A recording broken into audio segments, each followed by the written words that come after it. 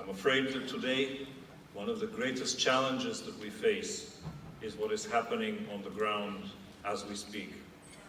No mother, no sister, no family should live under the threats of rockets, under the threats of fires, under the threats of terrorism. No one, no mother, no sister, no brother, no father should bury their children and see them shot and killed. And it is our responsibility to together stand up and make sure that as we address our daily tasks, we ensure that in the south there is peace. Gaza today is on the brink of another war.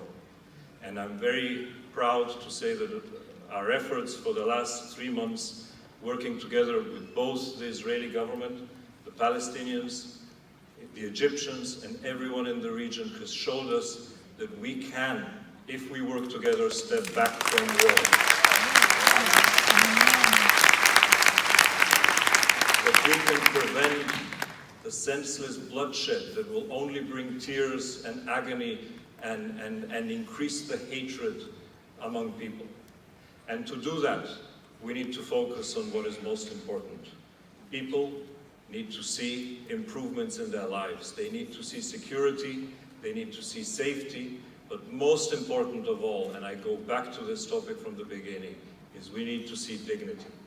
And if we see dignity, if we see the respect for dignity for everyone, we will have an opportunity to sustain these efforts that have emerged over the last few weeks and expand them and make sure that peace is not just temporary, but it is permanent.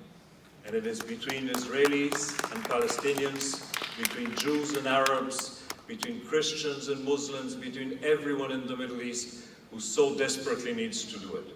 But in this process, we need an ally. And this ally is standing here in front of me in this wonderful auditorium. We cannot do it alone. You know what they say in the army, and I'm pretty sure that most of you have been to the army, that the person standing next to you is the most important person because that person will save your life ultimately. Take a look at the person sitting next to you in this conference, on your left and on your right. These are the people with whom we can make peace.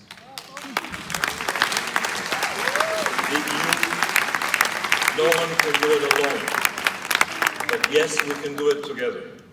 And yes, we can challenge today those extremists, those who breed anger, who breed hatred everywhere in the region, and stand up to them.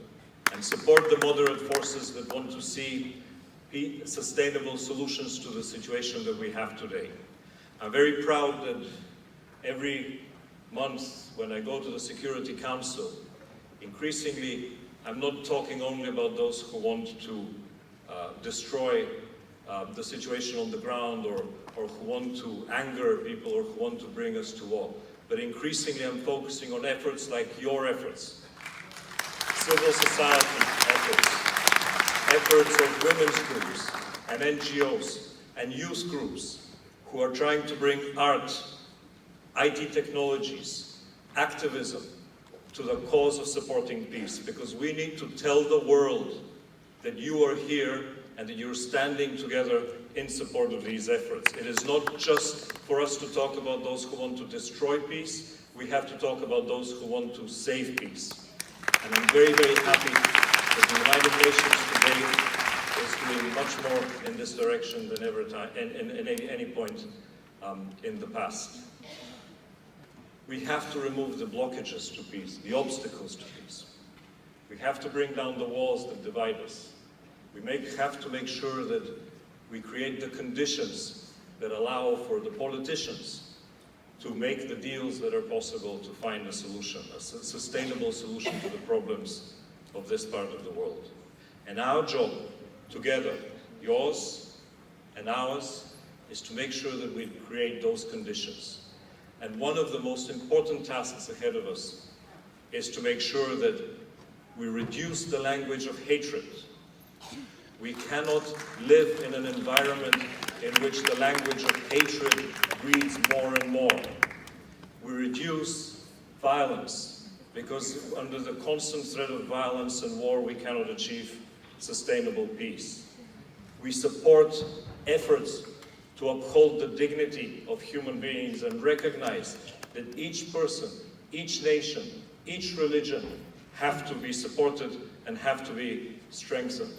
And in this effort, I believe that there is no other chance than to move forward by pressuring politicians on all sides, in Israel, in Palestine, in the region, in America, in Europe, everywhere, by pressuring politicians to come back to the table of negotiations and to come back to the only concept that makes sure that the Jewish people, the Palestinians, that everyone can be masters of their own fate and live in peace and harmony in sovereign states, states that have secure borders, and states that cooperate and work together for the benefit of their own people and the entire world. I'm hopeful that I see so many people of you here today, and I'm really hopeful that as your movement expands, and I've seen all the wonderful activities that you have done over the last years, and as your movement continues to expand, we will see this growing support for peace and for a sustainable, dignified solution that allows everyone to live as masters of their own fate in security and peace and in recognized borders. Thank you very, very much on behalf of all of us for everything you do. Never give up. Never give up. Never give up your hope,